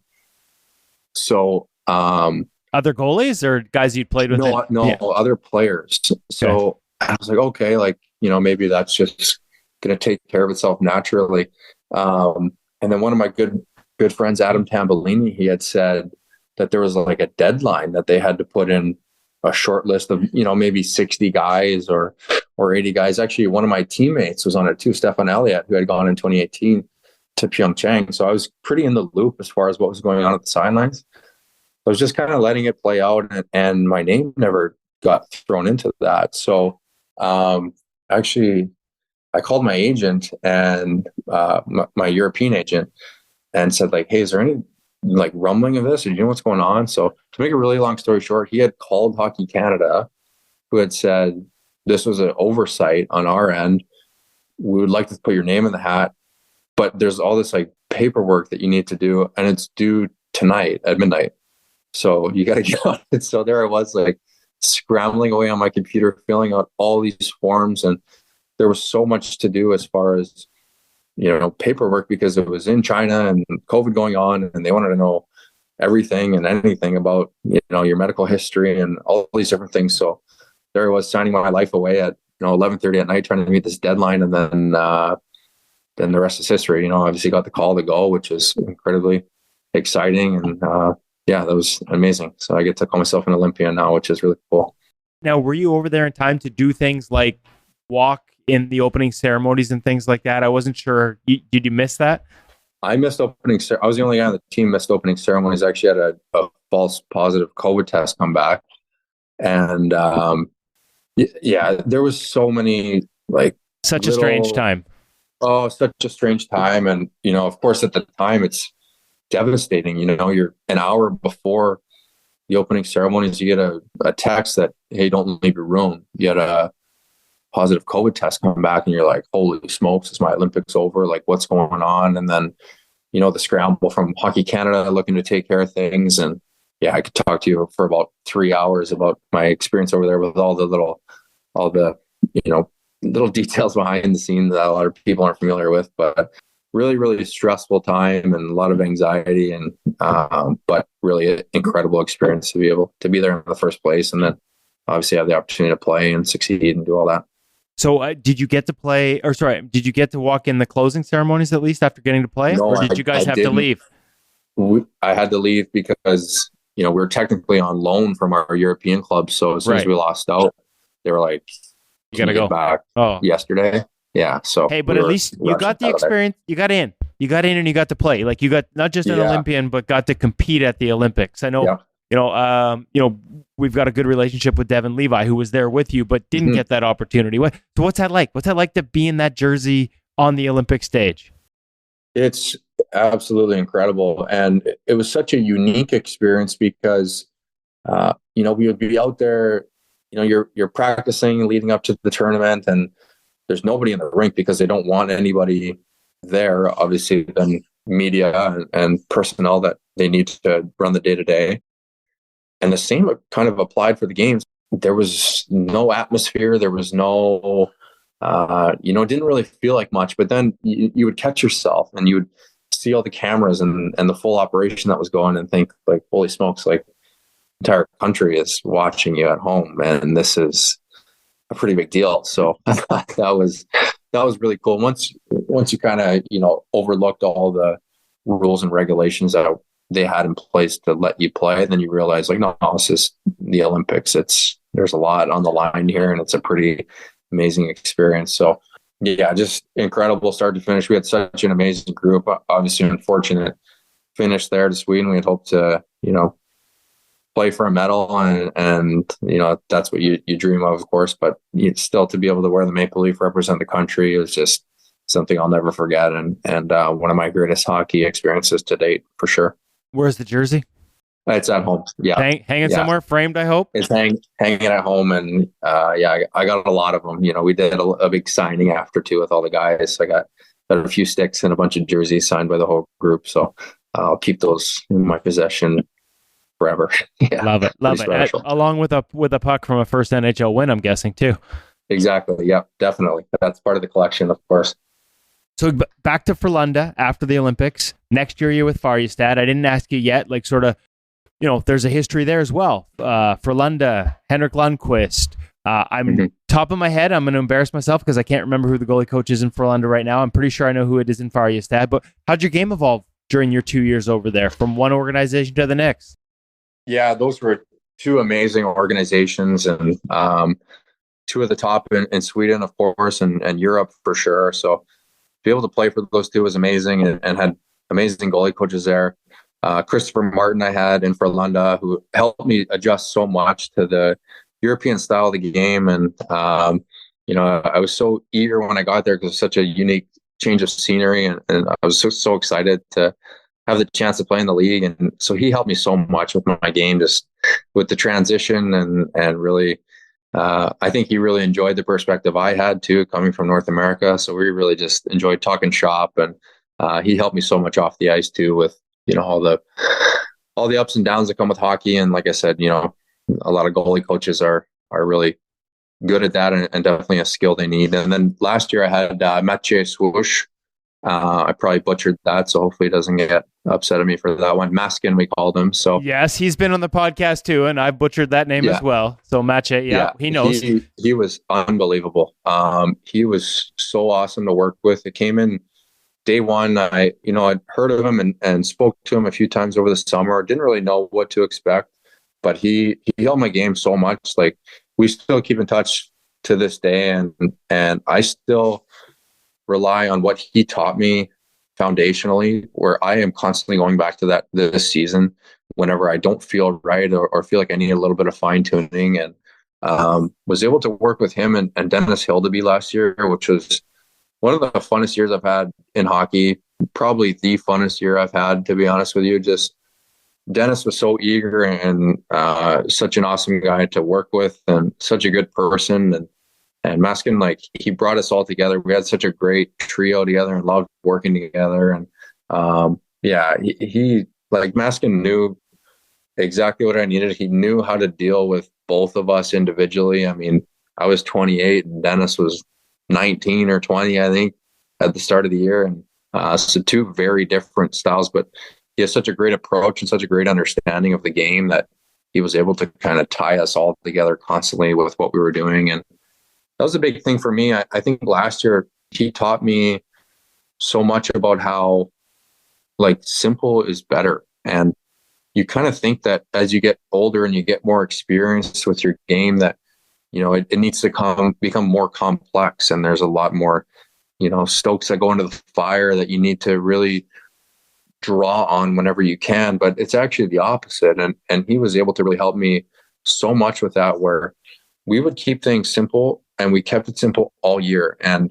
whenever I kind of push him a little bit, like, hey, dude, what about this, what about that? And he's like, what changes? Like, there's no difference in the approach. So, like, why are you taking a situation that's so simple and trying to make it complex? So he was awesome to deal with. Like, can you give me can you just give me an example? Like, it doesn't have to, like, just what, even just one example of, especially when you talk about this simplicity and being a foundational thing.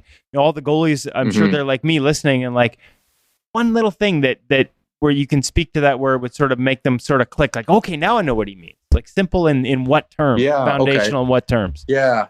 So I think like a situation comes to mind, for example, like the reverse is used so much, and a lot of post play and net play is such a big part of the game. So there's so many different approaches as far as how plays can develop.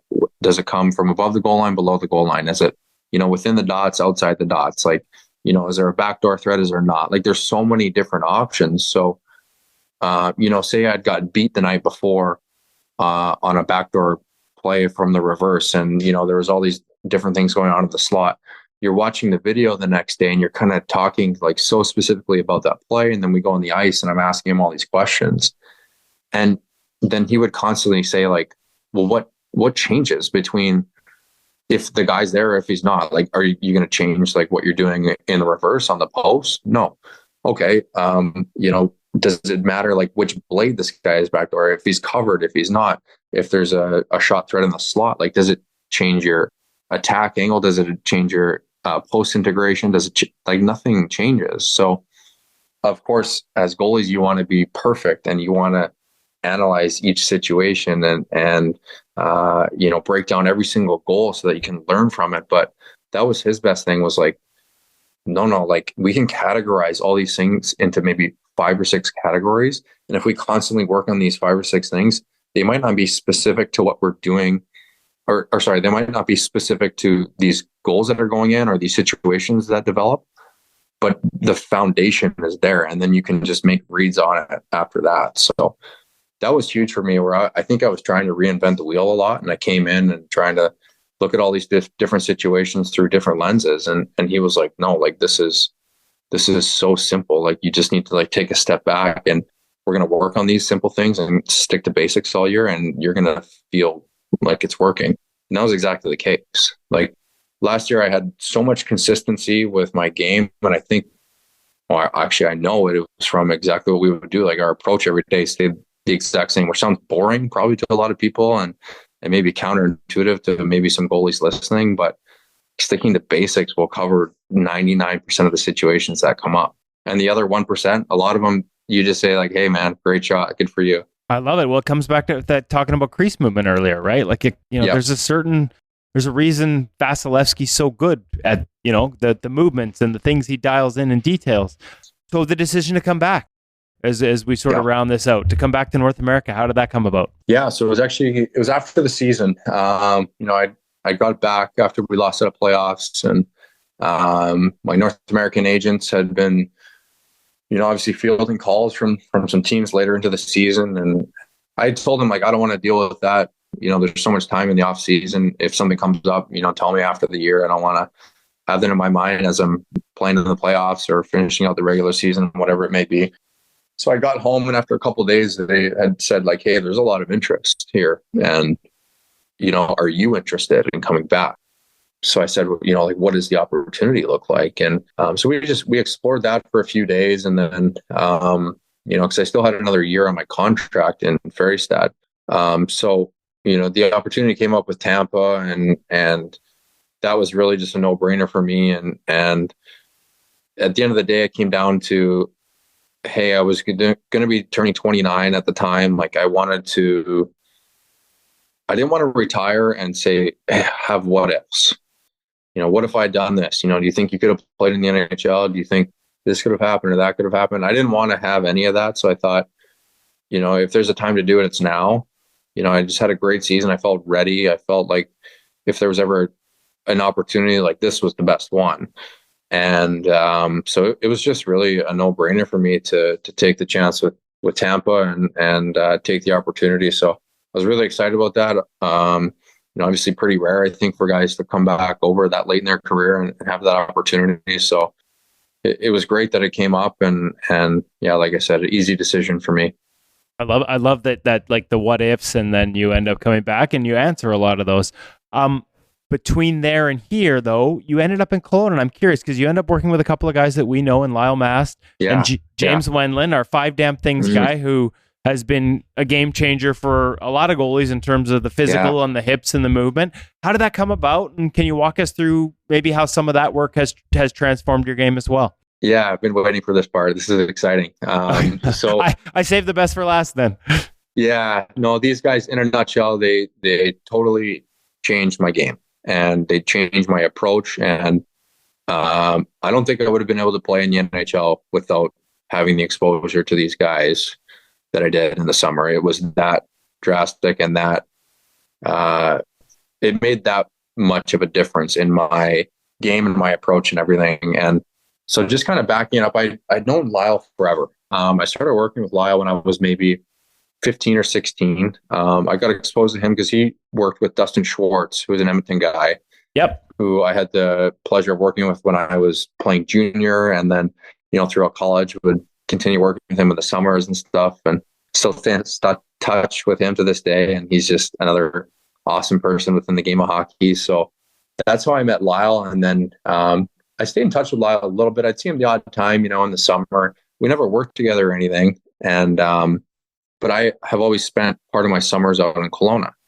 And, typically it'd just be like a vacation time frame, come out for a couple of weeks and towards the end of summer, get some downtime. But having that relationship with Lyle, I later on, I would say maybe 4 or 5 years ago, started reaching out to him when I would go out to Kelowna and say, hey, are you free? And we'd jump on the ice maybe 2 times a summer, 4 times a summer if we had the chance and if schedules lined up. So I always had the chance with him to work a little bit. And of course, there's not too much you can accomplish in a couple sessions, and not a lot of time to reinvent the wheel. So you kind of just stick to the foundation, and we'd stay in touch a little bit. But this past summer, I had spent a lot more time out in Kelowna. I spent a couple months out there. So I had reached out to Lyle early on and said, hey, I'm out here for a good chunk of the summer. I would love to get on the ice a lot and start to build something and put together a foundation for training camp and for the season. So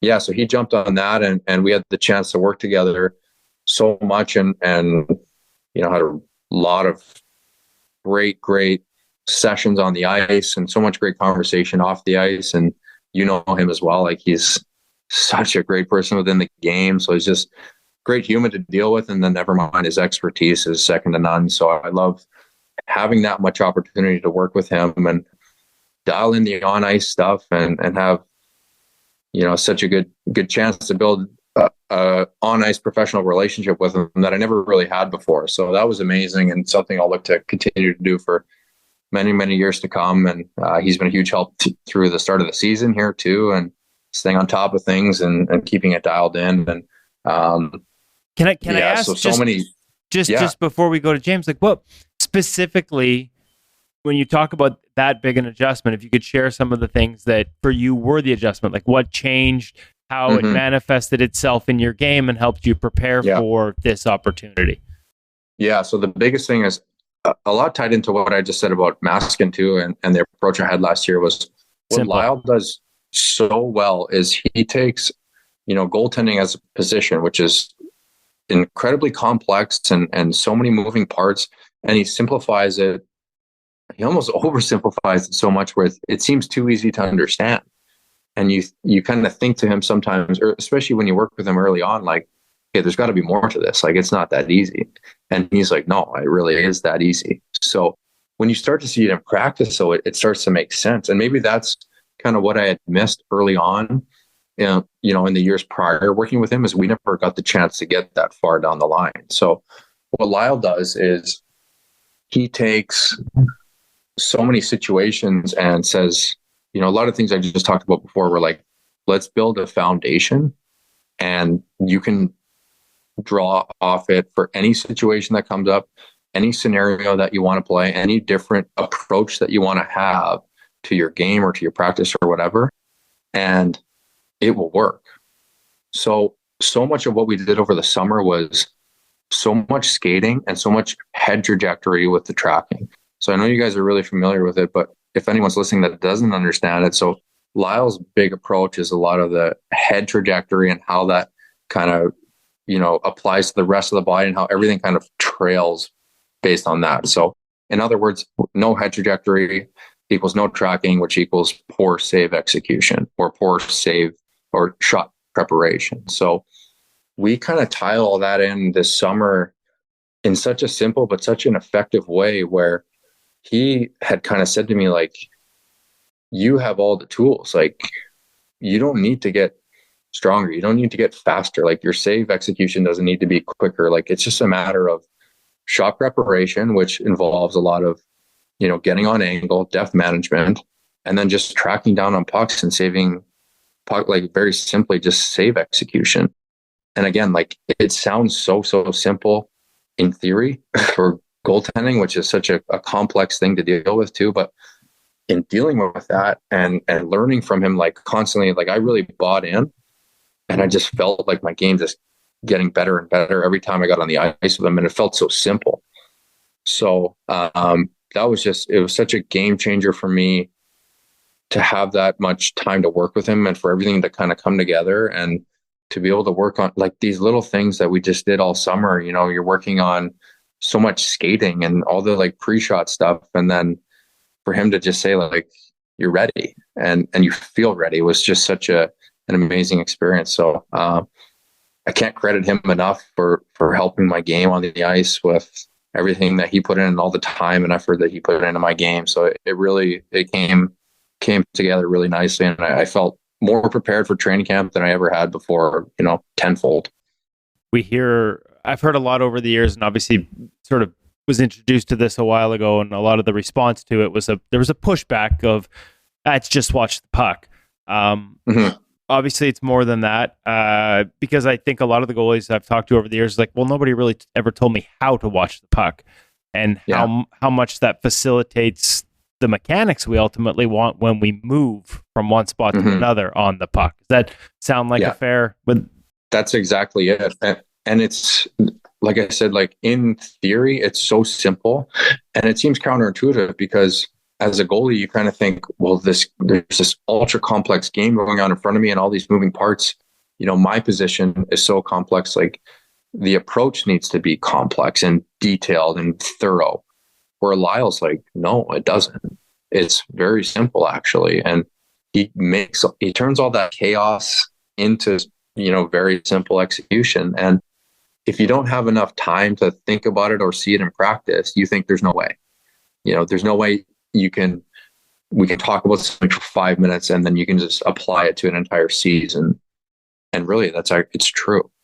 But you have to practice this and you know, as simple as it is in theory, like it takes so much work to dial in because, you know, as we know, there's a million thoughts going through your mind when a puck's coming at you and all these moving parts going on. So, but once you're able to really dial in and you do realize that's such an encouraging moment when you start to feel like that, you know, like this is all coming together by dumbing it down really. It seems counterintuitive, but like I said, when it comes together, it's just the best feeling. So I felt unbelievable coming into camp and I had a couple great conversations with him towards the end of the summer where he was like, hey, when you get to camp and instead of, you know, so-and-so shooting on you in the summer, all of a sudden it's Steven Stamkos and Nikita Kucherov, like nothing changes. You understand that, right?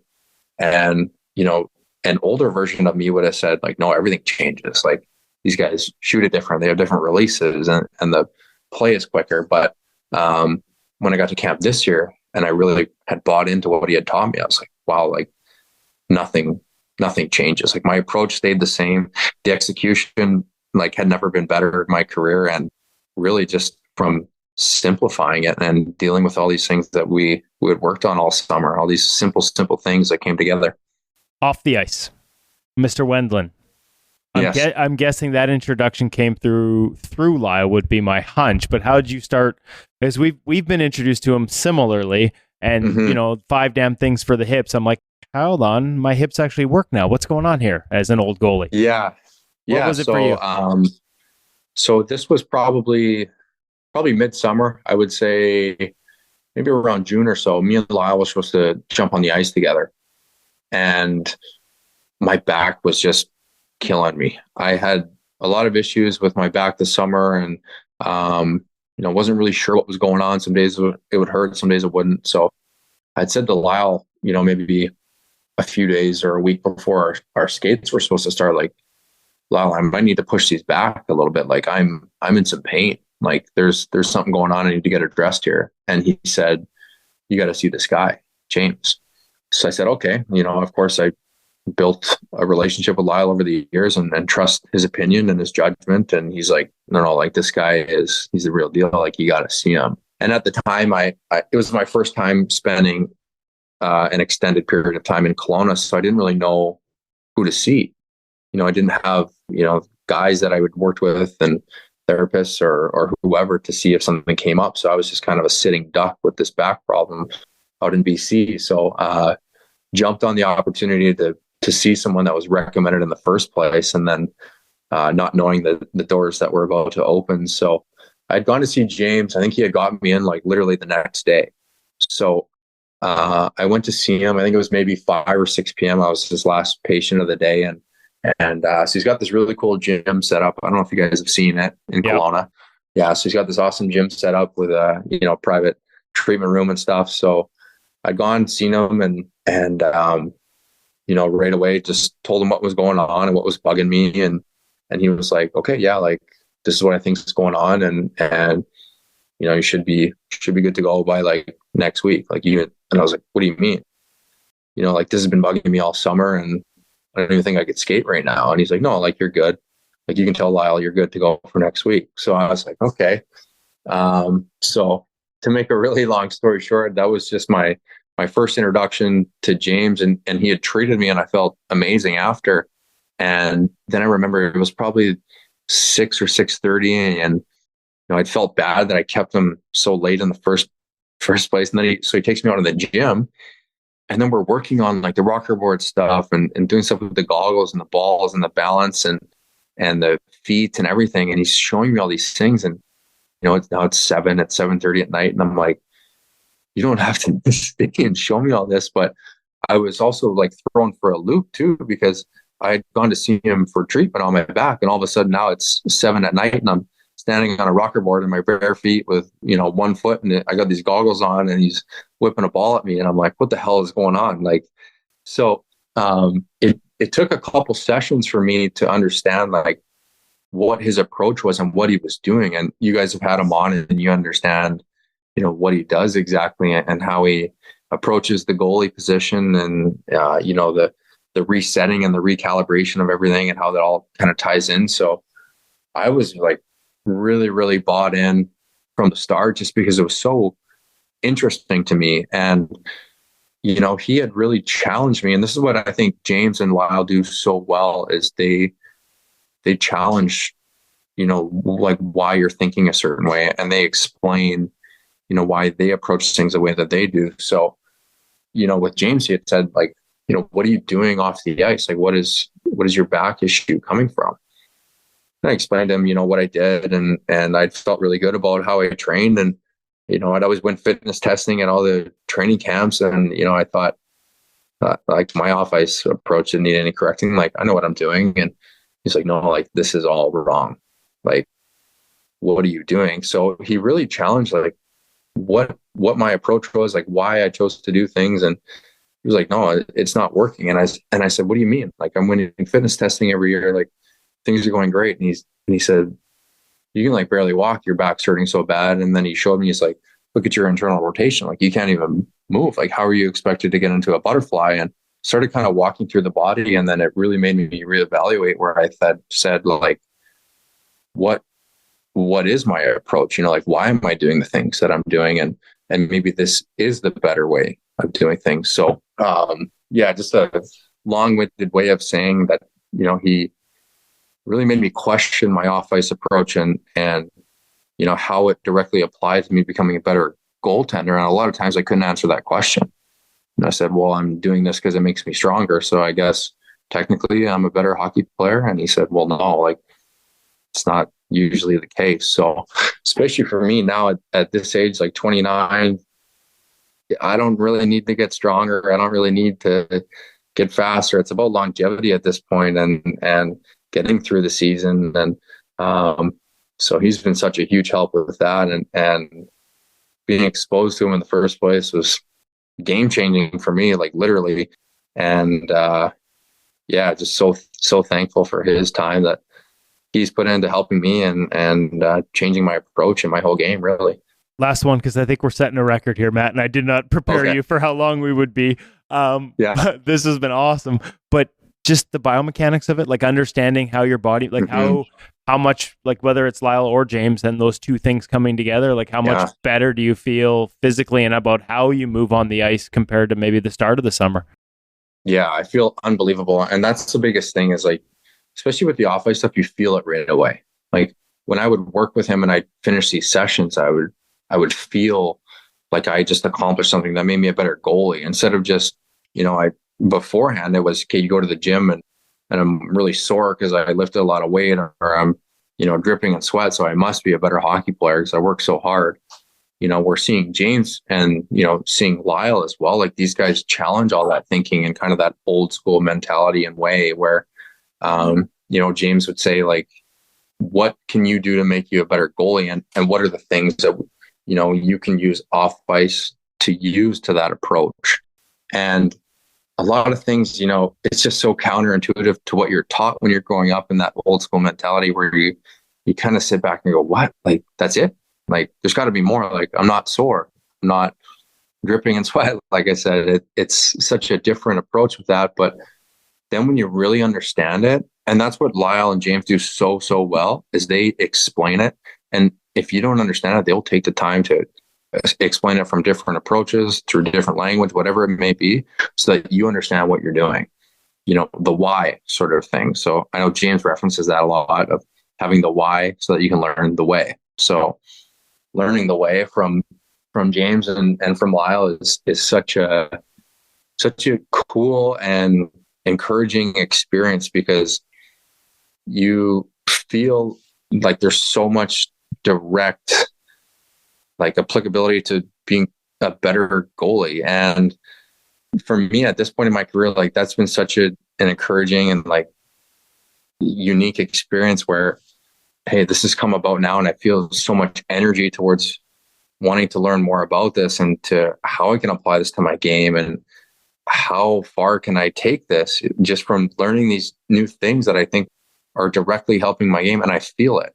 I feel it with the on-ice stuff with Lyle, and how this is all coming together, and how, less is more in the, that sort of approach. And then I start to feel it with the stuff I'm doing with James, where, hey, all this off-ice stuff that now I feel great with my body on the ice.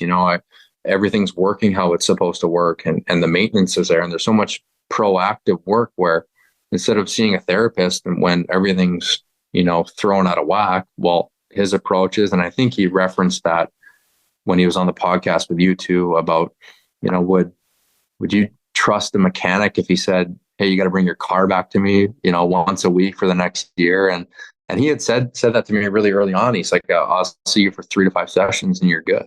And I'm like, I don't know. But sure enough, that's how it was. And he taught me the way, and all these different things that I can do throughout the season. And yeah, I feel amazing. And I'm sure the feedback of having him on here has been great. And I'm sure a lot of people are, if they're applying it and doing it the right way, they'll start to feel the same as well. Awesome stuff, Matt. Awesome stuff. This is the way. And I think by the sounds of it, you'll be making your way to Kelowna for next summer. And I'm going to make sure I get up there earlier so I don't miss you this time. Yeah, we'll make sure to connect. Yeah, because I can't thank you enough for taking, like, we're at an hour and 15 minutes here. Like I said, we're setting a record. Perfect. But no, I love it. Good talk for an hour and 15 more for sure. It's exciting. It's, such an awesome journey, and hockey is such a great sport and gives us so much exposure to cool things. So I love chatting about it.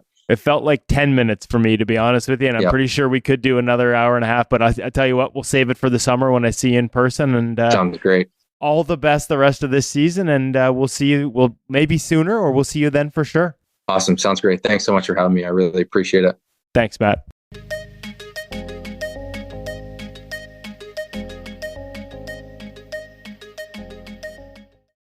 I stuck around. That's good. That was good stuff.